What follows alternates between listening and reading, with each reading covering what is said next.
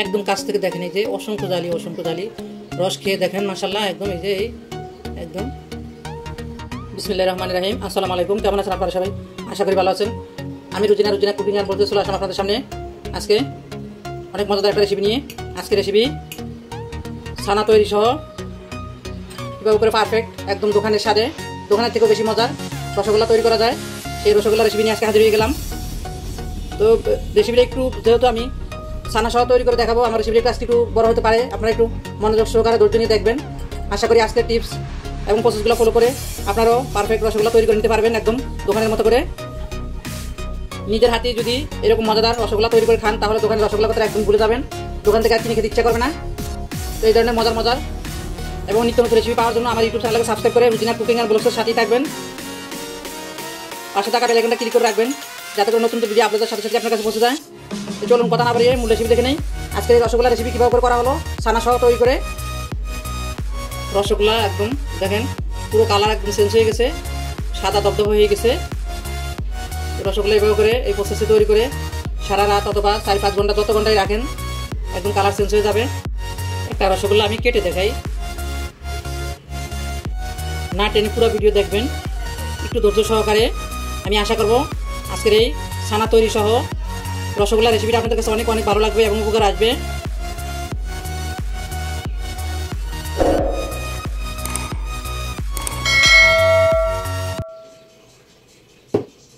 রসগোল্লার ছানা কাটার জন্য এখানে আমি 500 গ্রাম করে 2টা প্যাকেট নিয়ে নিছি, দুধের প্যাকেট, তরল দুধের প্যাকেট। এই যে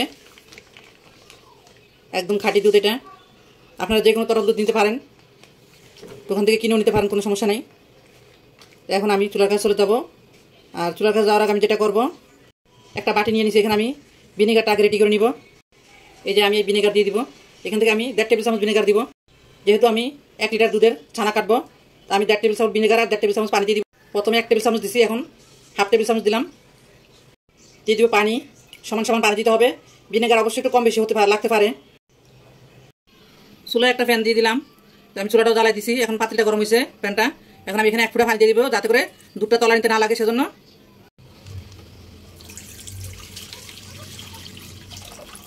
তো এই তো আমি দুটোটা দুধের প্যাকেট দিয়ে দিলাম এখানে। দুধগুলোকে আমি এভাবে নাড়াচাড়া করে একটা বয়েল উঠে নিব। দুধ কিন্তু অলরেডি বয়েল উঠতে শুরু করছে, একটা বয়েল উঠলে কিন্তু আমি চুলাটা অফ করে দিব, এটা বেশিক্ষণ চুলার উপরে রাখা যাবে না।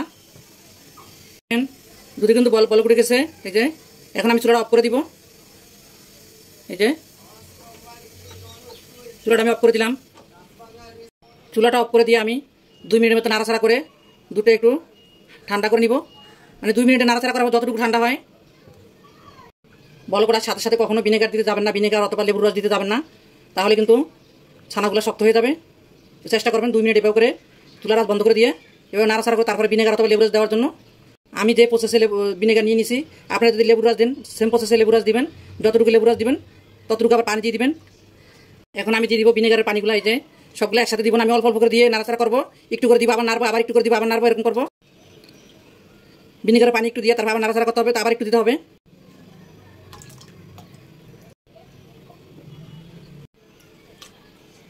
দেখুন দুধগুলো কিন্তু অলরেডি ছানা কাটা শুরু করছে। ছানার দুধের পানিটা কিন্তু একদম পরিষ্কার করা যাবে না, একটু গোলা গোলা থাকা অবস্থায় ছানাগুলোকে সেঁকে নিতে হবে।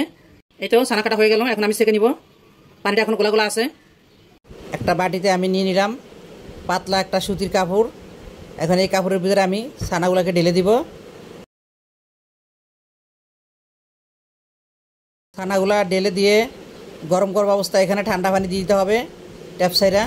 এই ঠান্ডা পানি দিয়ে আমি 1 থেকে 2 বার ধুয়ে নিব। একবার ধুইলেই হয়, তো যদি একটু মুখে দিয়ে টকটক দেখা যায় তাহলে আরও একবার ধুয়ে নিতে হয়। তো এখন ধোয়া হয়ে গেল। ধুয়ে নেওয়ার পরে এখন আমি কাপড়টাকে আলতো হাতে একটু মোড়ে চিপে পানিটাকে একটু সরাই নিব। বেশি জোরে জোরে চিপা যাবে না, একদম আলতো হাতে আস্তে আস্তে একটু চিপতে হবে। চিপে এখন আমি কাপড়টাকে একটা ঘিটা দিব, ঘিটা দিয়ে আমি এই ট্যাপের সাথে লটকায় রাখবো 1 ঘন্টার জন্য। ফিরে আসবো আমি 1 ঘন্টা পরে। এভাবে আমি প্রথম ধাপের শিরাটা তৈরি করে নিব। বাটিটা আমি পুরোপুরি ভরে নেই নাই, যে একটু না রাখছি, কম রাখছি। এখানে 200 গ্রাম চিনি আছে, এখন আমি 200 গ্রাম চিনির সাথে দিয়ে দিব, মানে এই 1 বাটি চিনির সাথে দিয়ে দিব আমি 2 বাটি পানি।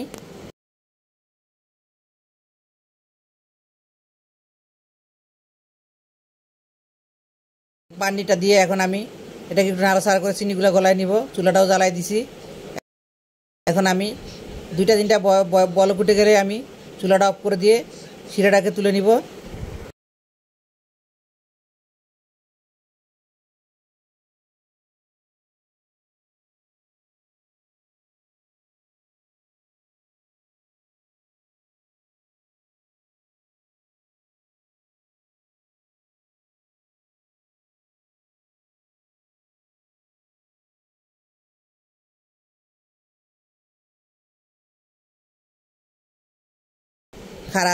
খাড়া সাইজের একটা বাটি নেওয়ার জন্য এই তো আমি শিরাটা দিয়ে দিলাম বাটির ভিতরে।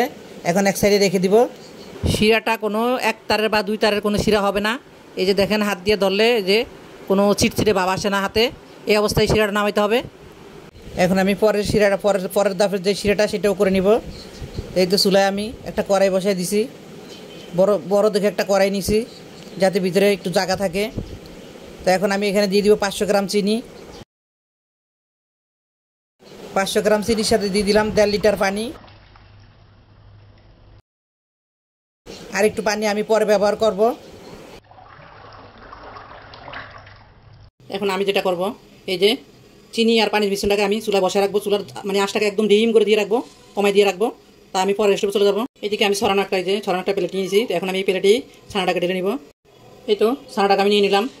এখন আমি যেটা করব, এখন আমি হাত দিয়ে আলতো হাতে, মানে একদম বেশি ঘষাঘষি মাতামাতি করা যাবে না, আমি আলতো হাতে ছানাটাকে একটু এভাবে করে হাতে এই যে এটা দিয়ে একটু করে মথে নিব। এই যে এভাবে করে ছানাটা কিন্তু একটু ভিজা ভিজা থাকবে, একদম পুরোপুরি পানিটা শুকিয়ে নেবেন না, হালকা একটু, মানে যাতে করে ছানাটার গায়ে গায়ে একটু হালকা হালকা ভিজা ভিজা থাকে। যে আপনারা দেখতে পাচ্ছেন, এই যে আমি এভাবে করেই দেখেন, এই যে হাতের যে এটাকে কী বলে, পেট না কি জানো, এটা দিয়ে আমি এভাবে করে এই যে আলতোভাবে ডলে নিচ্ছি, একদম বেশি জোরে জোরে দিচ্ছি না। প্রথম ধাপে আমি ছানাটাকে এভাবে ডলে নিলাম। এখন আমি ছানার ভিতরে যা যা অ্যাড করবো, এখন আমি যেটা করবো, এই যে এখানে আমি নিয়ে নিছি বেশি না 1 চিমটি পরিমাণে এলাচির গুঁড়া। আপনারা চাইলে এলাচি বিচি বের করে তো আপনারা সেটাকে একটু চিনি দিয়ে গুঁড়া করে নিতে পারেন, আধা চা চামচ চিনি দিয়ে গুঁড়া করে নিতে পারেন পাটায় অথবা ব্লেন্ডারে।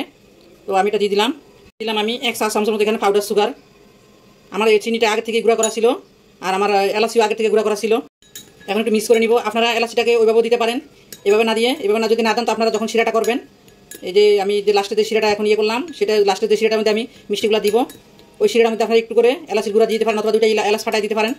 এখন আমি এলাচির এই যে এলাচি আর চিনির মিশ্রণটা আমি দিয়ে দিলাম এখানে, পাউডার সুগার যেটা দিয়ে দিব। 1 চা চামচ থেকেও কম আছে এখানে ময়দা দিয়ে দিব। 1 চা চামচ কর্নফ্লাওয়ার আর ময়দাটা দেওয়া কিন্তু বার্নিংয়ের জন্য, বার্নিংটা ভালোভাবে হওয়ার জন্য। আমি দিয়ে দিব এখানে 1/2 চা চামচ চিনি। এই যেটা বলে কি বলো, গোটা চিনি, মানে যেটা দানা দানা আর কি। এই চিনি দিলে যেটা হবে, আপনি যখন রসগোল্লাগুলো তৈরি করবেন তখন এটার ভিতরে একটা জালি জালি ভাব হবে, যখন এগুলো ছিঁড়ে দিবেন তখন ভিতরে একটা জালি জালি ভাব আসবে। 1 চা চামচ গুঁড়া দুধটা দিলে রসগোল্লার টেস্টটা অনেক ভালো আসবে, খেতে অনেক মজা হবে। এখন আমি যেটা করবো, একদম লাস্টে যেটা দিব, এটা হচ্ছে এখানে বেকিং সোডা, যেটা খাবার সোডা, সেটা আমি সামান্য করে 1 চিমটি পরিমাণে দিয়ে দিলাম। এটা আপনারা স্কিপ করতে পারেন। এটা দিলে যেটা হবে, মানে মিষ্টিগুলো একটু ফলবে, চুপসে যাবে না। তো সবগুলো দেওয়া হয়ে গেলে এখন আমি এটাকে একটু হাত দিয়ে আবারও 5-6 মিনিট মতে নিব সবগুলো একসাথে। এখন আমি এভাবে করে মতবো, এভাবে করে আলতো হাতে আমার আঙুলগুলো দিয়ে, এই যে 4টে আঙুল দিয়ে এভাবে করে জাস্ট এগুলো একটু মিক্স করে নেব ভালো করে। দেখুন 5-6 মিনিট মতে নেওয়ার পরে আমার ছানাটা মতনা হয়ে গেল। তো এখন আমি হাতটা ক্লিন করে নিব, ক্লিন করে আমি মিষ্টিগুলো তৈরি করে নিব। এই যে হাত ক্লিন করে নিয়ে আমি সামান্য করে একটু করে, এই যে হালকা, মানে একদম বুঝাও যাচ্ছে না, একটু করে আমি ঘি হাতে লাগাই নিলাম যাতে করে ছানাটা আমার হাতে না লাগে। এখন আমি যেটা করবো, এই যে একটা চামচ নিয়ে নিচ্ছি আমি, যে দেখেন মেজারমেন্ট কাপ যেটাকে বলে চামচ, তো সেটার ভিতরে আমি সবগুলো মিষ্টি একরকম রাখার জন্য, মানে এক সাইজ রাখার জন্য আমি এই যে এরকম করে মেপে নিব যাতে করে আমার মিষ্টিগুলো সব সমান হয়। আর আমি কিন্তু একদম বড়গুলো বানাবো না, রসগোল্লা আমি যেগুলো মাঝারি হয় ওগুলোই বানাবো। তো আপনারা আপনাদের পছন্দ মতো যে কোনো সাইজ বানিয়ে নিতে পারেন। এই যে এভাবে করে আমি সবগুলো আগে করে নিব। এই তো লেচিগুলো আমি কেটে নিছি। তা আমি যেহেতু মিডিয়াম সাইজ করে আমি লেচিগুলো কেটে নিছি, আমার এখানে 1 কেজি দুধের ছানা এখানে 16টা মিষ্টি হয়েছে। তো এখন এই যে দেখেন আমি এরকম গোল গোল শেপ করে আমি রসগোল্লা মিষ্টিগুলো তৈরি করে নিব। এই যে এরকম একটু হাত দিয়ে ঘুরে ঘুরে দিবেন, তাহলে দেখবেন যে শেপটা অনেক সুন্দর আসবে। দেখুন এই যে খেয়াল রাখবেন যে যাতে করে মিষ্টিগুলোতে কোনো ফাটল না থাকে। এভাবে করে আমি সবগুলো তৈরি করে নিব, শেপগুলো দিয়ে নিব। একদম আস্তে আস্তে আলতো হাতে কিন্তু মিষ্টিগুলো শেপ দিতে হবে। বেশি চাপাচাপি করে শেপ দিতে গেলে কিন্তু ভিতরে যে ছানার একটা ঘি আছে সেই ঘিটা বের হয়ে যাবে, ঘি অথবা ফ্যাট যেটাই বলেন না কেন বের হয়ে যাবে। কিন্তু চেষ্টা করবেন একদম আলতো হাতে শেপগুলো দেওয়ার জন্য। এই যে দেখুন মাশাআল্লাহ আমার মিষ্টিগুলো কত সুন্দর করে শেপ দেওয়া হয়ে গেল। তো এখন আমি চুলার কাছে চলে যাবো। আমি তো শিরাটা আগে থেকে চুলে বসাই দিছি, এখন আমি নিয়ে শিরার ভিতরে দিয়ে দিব। এখন এই যে শিরাটা আমি আগে থেকে বসাই দিয়েছিলাম না, এই যে আমার শিরাটা বয়েল উঠে গেছে। তো এখন পুরোপুরি বয়েল উঠলে আমি মিষ্টিগুলো দিয়ে দিব এখানে। পুরোপুরি বলক উঠে গেছে। তো এখন আমি মিষ্টিগুলো দিয়ে দিব। বিসমিল্লাহ। এগুলো দেওয়ার আগে কিন্তু আমি আর একটু ঘুরে দিচ্ছি, কারণ যেহেতু আমি বানায় রাখছি তো এক সাইড একটু চ্যাপ্টা হয়ে গেছে। চেষ্টা করবেন বানায় সঙ্গে সঙ্গে একবারে সাথে দিয়ে দেওয়ার জন্য, তাহলে আর এক সাইড চ্যাপ্টা হয়ে যাবে না। মিষ্টিগুলো আমি সব দিয়ে দিচ্ছি। এখন আমি ঢাকনাটা দিয়ে দিব। চুলার আঁচ কিন্তু এই অবস্থায় হাই হিটে থাকবে। আমি 5 মিনিট কোনো একদম ঢাকনাটা তুলব না। দেখেন মাশাআল্লাহ আলহামদুলিল্লাহ এর মধ্যে কিন্তু আমার মিষ্টিগুলো ফুলে একদম ডাবল হয়ে গেছে। দেখুন এর মধ্যে আমার 5 মিনিট হয়ে গেছে। এখন আমি ঢাকনা তুলব। 5 থেকে 6 মিনিট হয়েছে মাশাআল্লাহ। এখন আমি ঢাকনাটা তুলে যেটা করব, আমার আরও 1 কাপ পানি দেওয়ার বাকি ছিল, আপনাদেরকে আমি অবশ্যই শেয়ার করছিলাম সেটা। এখন আমি এই যে 1 কাপ পানি আবার এখানে দিয়ে দিচ্ছি। আমি এই কাপটা নিয়ে নিছি, সেম বাটি আর এই মাপ মেজারমেন্ট সেম। মিষ্টিগুলো আমার টোটাল 15 মিনিট রান্না করা হয়েছে। আমি 6-7 মিনিট পরে ঢাকনা উঠে আমি আবার পানি দিয়ে দিলাম। তারপরে আমি এখন টোটাল আরও 7 থেকে 8 মিনিট রান্না করে নিলাম। এখন আমি ঢাকনা তুলে আমি এখন চেক করে দেখব। আমি এখানে একটা বাটিতে ঠান্ডা পানি নিয়ে নিয়েছি, নর্মাল পানি। এখন এটার ভিতরে আমি একটা মিষ্টি দিব।